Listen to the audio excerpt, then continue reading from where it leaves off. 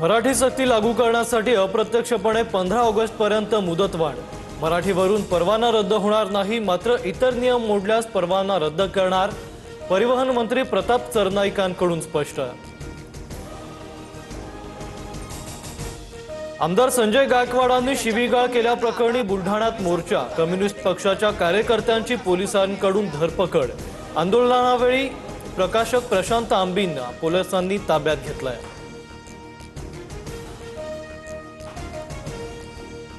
पानसरेंनी 1979 ला लिहिलेल्या पुस्तकावरून आज वाद घालणं असंवेदनशील।